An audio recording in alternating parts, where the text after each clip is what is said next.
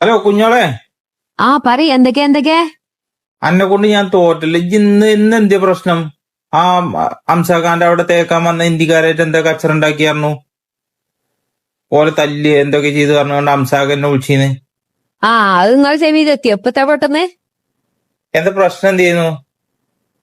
പ്രശ്നം ഇപ്പൊ എന്താ വെച്ച് കഴിഞ്ഞാൽ അംസാഖാന്റെ അവിടെ തേക്കാൻ വന്ന ആ ബംഗാളികളുണ്ടല്ലോ ഓലെന്നാ തേപ്പ് കഴിഞ്ഞു പഴന്തണിയായപ്പോ ഞാനിത് കുളിച്ചിങ്ങാണ്ട് മറ്റേ ഡ്രസ്സിലോ തോടിയിരുന്നു കുട്ടികളെ ഛർദി ഇതൊക്കെ ആയിരത്തി തോടിയിരുന്നു.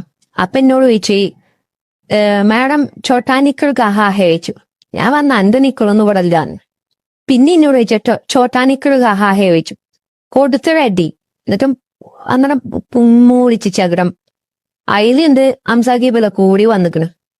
എന്നിട്ട് ചോദിച്ചേനെ. അപ്പൊ അംസാഖ് ചോദിച്ചു നോക്കി.